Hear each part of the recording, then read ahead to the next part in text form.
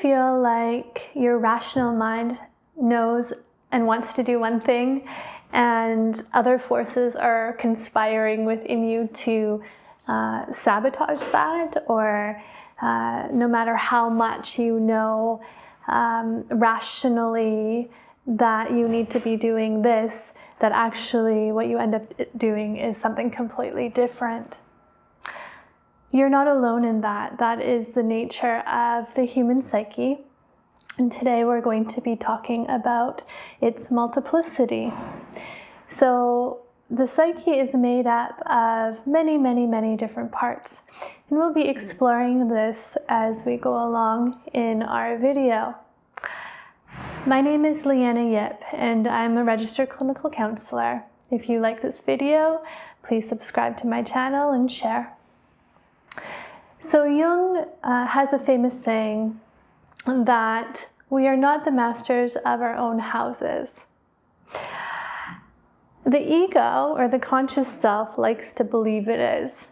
So if you have watched some of my other videos, you may remember the concept of ego, or conscious self.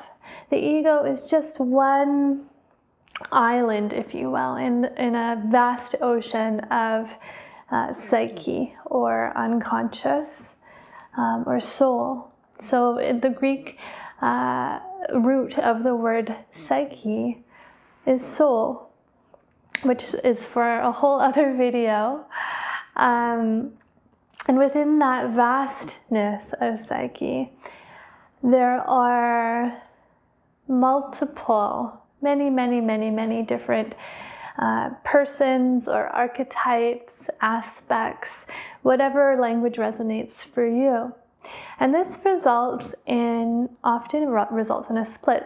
Sometimes, well, not sometimes, often, what I see in my practice is this kind of coming in with the awareness of the rational mind knowing, this is what I need to be doing, but not being able to get there. For example, I know I really don't like my job, and I know that I need to leave it because it's really just sucking me dry. I can't do it anymore. And yet there seems to be a blockage somewhere, right?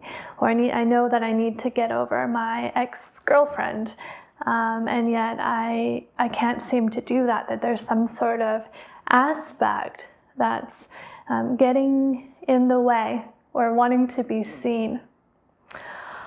So over a lifetime, our environments necessitate that we're a certain way. So whether that be in our families or our education, our jobs, throughout a lifetime we split for necessary reasons from different parts of psyche. And that leads to these aspects being repressed. For example, often anger is not allowed, or is not within the family norm, or even vulnerability, right, or certain emotions. And so over the years, we learn to split from these aspects. On the other hand, there are aspects within the unconscious. There are thought to be aspects within the unconscious that were never conscious in the first place. It's thought that our power and creativity, that all of these kind of potentialities live in our unconscious. And so if you imagine like a board meeting, going in as the chair, as the observer, there will be certain members of meetings, if you've ever been in a meeting, which I'm sure a lot of you have, that are really loud and kind of obnoxious or taking up a lot of space. And then there will be other aspects of, or members of the meeting that may be really quiet, perhaps on their phones, perhaps dissociating. And so part of our work in going in as the chair is starting to see, right, who is at this meeting, who is present, who haven't I noticed, who's the loudest. And when we start to take stock of the participants at the meeting, then we have choice to create more space for those who maybe are trying to get our attention, who perhaps we haven't been conscious of or have been splitting from or ignoring or shaming, and choosing in some ways not to listen to the destructive, often destructive narratives of the louder members. It's not uncommon for multiple aspects of psyche to have different opinions on things. So whenever we say yes to something, there's going to be an aspect of ourselves, of our psyche, that says no. Okay. Whenever we say no to something, there's going to be an aspect that says yes, to keep things interesting, you know? So once we're able to see these aspects, an element of choice comes to life. When we can see them, there's less of a danger of them sneaking up on us and possessing us, or us identifying as them, right? And so there is a danger, you know, in the ego, the conscious self, the I. So when I say ego, that is, for example, Leanna as therapist, Leanna as interacting with the world and in my identity, conscious identity.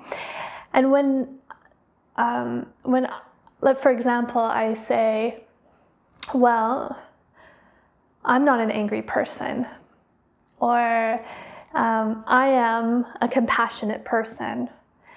The danger in that, in identifying with certain qualities, is that we limit the scope of who we are, for one. And the danger of that is that when I say, I'm compassionate, I'm not angry, the angry aspects of psyche will get louder, come out as symptoms, in order for us to pay attention to them, to acknowledge that actually, yeah, there are parts of me that are angry, there are parts of me that are compassionate. The idea, you know, archetypally is that there are an infinite, really, amount of archetypal energies within us. There are many, many, many. And that they show up uniquely in each person's life. So we have the whole spectrum from the psychopathic, right, from the narcissistic to the Mother Teresa to the martyr, right? We have all of these energies within us. And it's only when we can't see them, when we can't see them, that they become a danger not only to ourselves, but to those around us, to the people in our lives, and also to groups of people who may be on the receiving end of projections. So whatever we're not conscious of, whatever we can't see in ourselves, it's thought that that gets projected onto other people. And that's for another video. So I encourage you to start to become aware of the multiplicity of psyche. Who is living in your house other than you, other than your conscious self?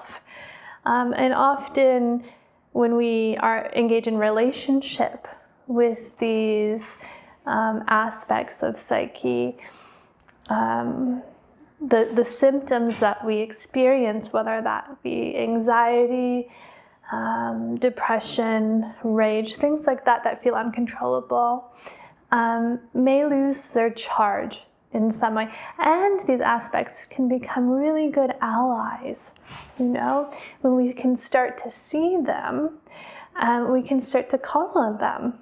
When we need a bit more oomph for the ability to go into a hard conversation, create boundaries, we can consciously draw on these archetypal energies, on these aspects of self, on these different people inside. These figures show up to us in dreams. Another way you can access these different aspects is through writing, just opening up to a curiosity about them. In meditation, in active imagination, opening up to images is another way. See if you can play with it. Good luck in your explorations, and see you next time.